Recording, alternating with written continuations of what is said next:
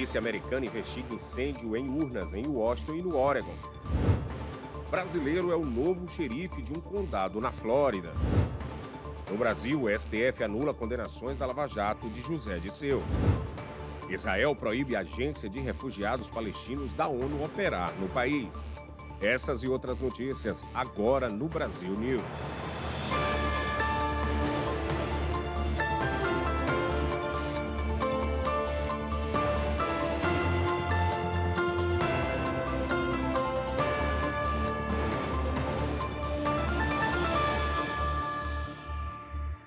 Boa noite. Contagem regressiva para as eleições americanas. À medida que a disputa pela presidência dos Estados Unidos se aproxima do fim, os candidatos Donald Trump e Kamala Harris dão as últimas cartadas para conquistar eleitores indecisos. Na Geórgia, o candidato republicano Donald Trump cortejou eleitores religiosos. O evento do Conselho Consultivo da Fé Nacional foi na segunda-feira. I mean, honestly, religion is under threat in this country, serious threat, and we can't let that happen because I really believe it's sort of the fabric of our country. It's the thing that holds our country together. Em Michigan, a candidata democrata Kamala Harris visitou pela primeira vez uma instalação de semicondutores e se apresentou aos trabalhadores do sindicato. Union, labor and hard work is so much of what fought for workers' rights across the board. So, look, I'm here for you. E a polícia investiga incêndios em caixas de coleta com centenas de cédulas eleitorais. O caso aconteceu na segunda-feira. As informações com a repórter Raquel Freire. Os casos aconteceram nos estados de Washington e Oregon.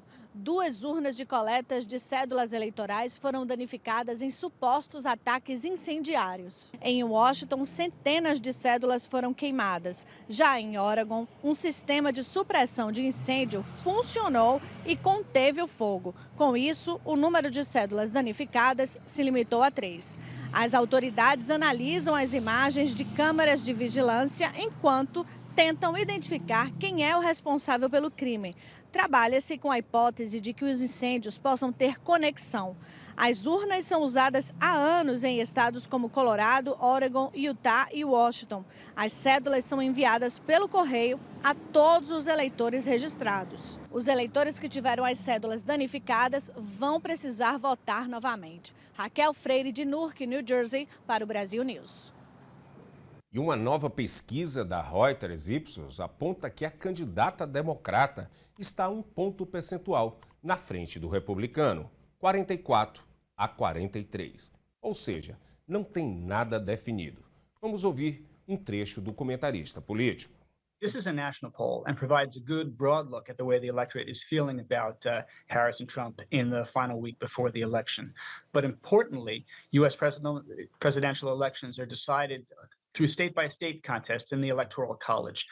Polls of the 7 swing states that are expected to really decide how the election breaks down in the end also show a very tight contest between the two. A seguir, um brasileiro foi nomeado como novo xerife na Flórida.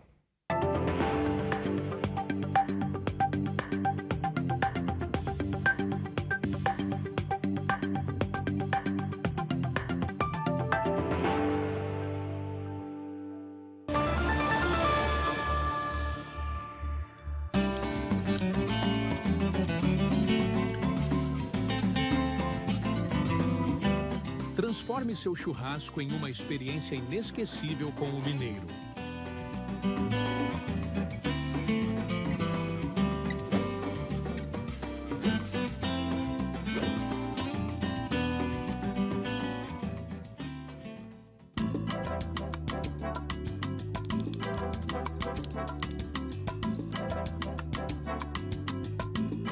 As linguiças cortes trazem o sabor artesanal que une amigos e família.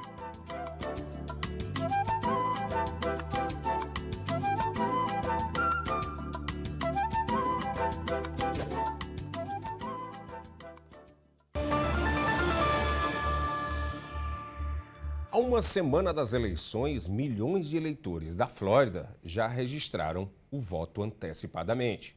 As informações com a repórter Lorena Gomes.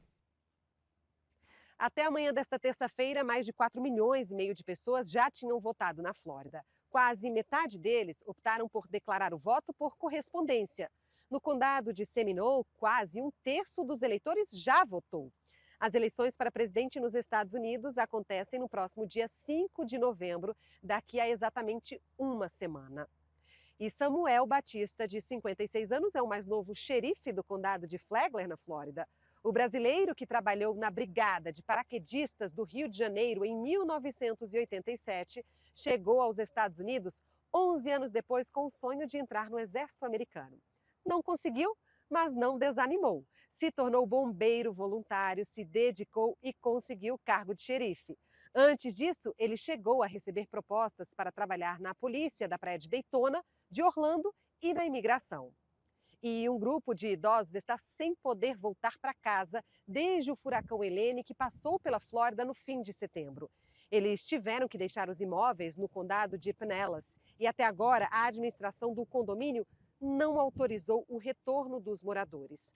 A empresa QSLM passou a ser responsável pelos imóveis no último dia 15.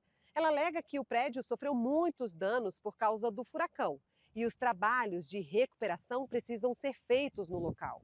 A empresa disse ainda que não espera que os moradores voltem antes de 2025. E uma imagem tem chamado a atenção nas redes sociais. É o flagrante da visita ilustre de um animal. Confira. Um coiote foi flagrado por câmeras de segurança de uma casa em Clermont, na Flórida. Ele aparece no quintal de uma residência. As autoridades afirmam que casos como esse podem acontecer e que é importante não alimentar o animal, manter os espaços limpos para que ele não seja atraído por lixo e restos de comida e manter seguro os animais de estimação. A seguir, no Brasil, o STF anula condenações da Lava Jato de José Dirceu.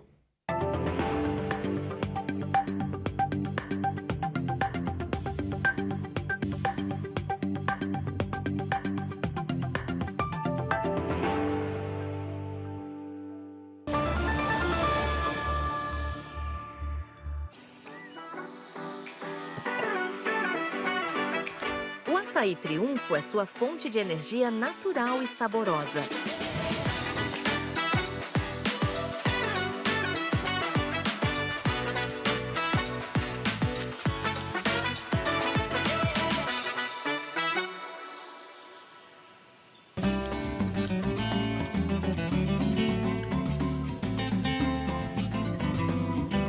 Transforme seu churrasco em uma experiência inesquecível com o Mineiro.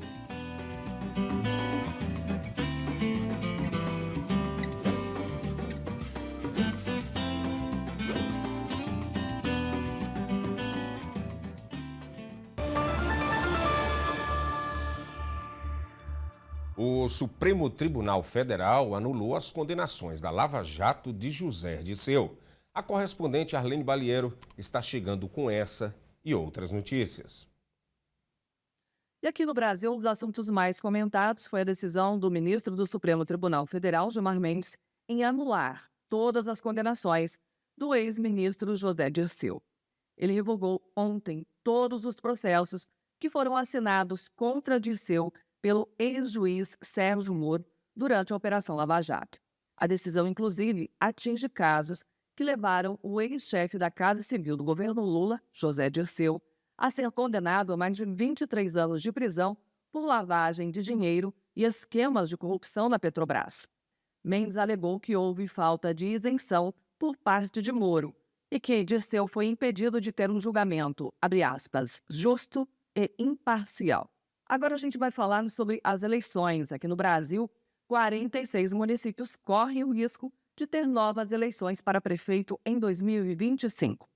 É que nestas cidades os prefeitos eleitos estão sob investigações da Justiça Eleitoral. Se até o dia 1º de janeiro eles forem condenados, os votos vão ser anulados e um novo pleito será realizado. As investigações são sobre elegibilidade dos candidatos e compra de votos. Caso a decisão da Justiça não seja tomada até o dia da posse, os candidatos são empossados enquanto a ação continua. Mas eles perdem o mandato se forem condenados. E mais 221 brasileiros repatriados do Líbano chegaram ao Brasil. O 9º voo da ação de repatriação da Força Aérea Brasileira pousou na base aérea de Guarulhos, em São Paulo, nesta terça-feira. 9 crianças de colo estavam a bordo.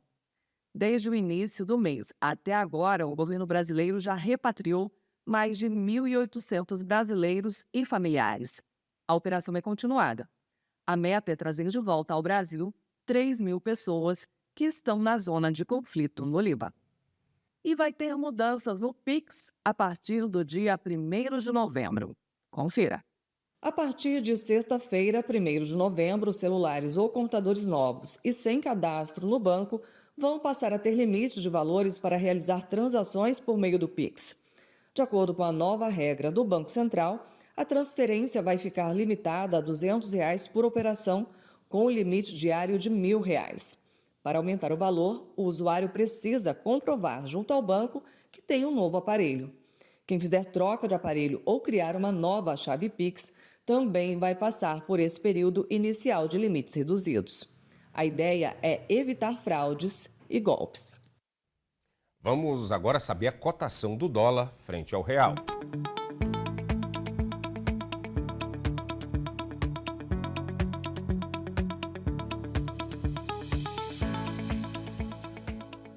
Daqui a pouco, Israel proíbe a agência de refugiados palestinos de operar no país.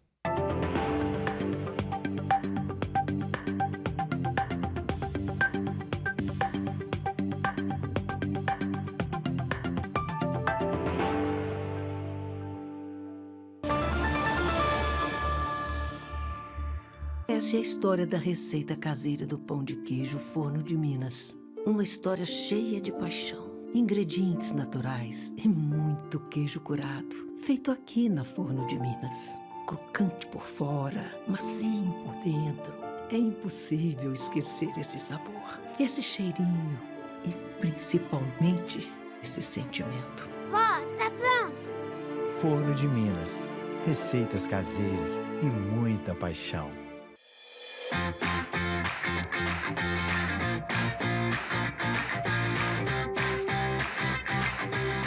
Mimoso traz para a sua mesa o autêntico sabor de Minas Gerais.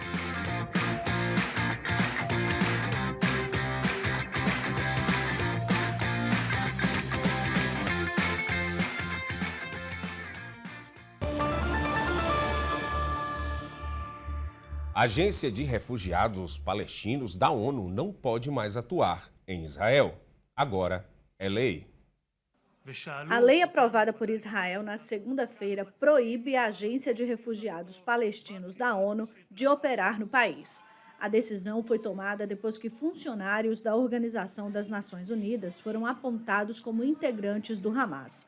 A instituição disse em agosto que 9 funcionários da agência podem ter se envolvido no ataque de 7 de outubro de 2023 contra Israel. A ONU acrescentou também que eles já foram demitidos. No início da semana, antes da aprovação da lei, o Departamento de Estado americano declarou uma profunda preocupação com o assunto. We continue to urge the government of Israel to pause the implementation of this legislation. Em um comunicado na rede X, o chefe da Agência de Refugiados da ONU, Philippe Lazzarini, chamou a votação de um precedente perigoso que se opõe à Carta da ONU e viola a obrigação de Israel sob o direito internacional.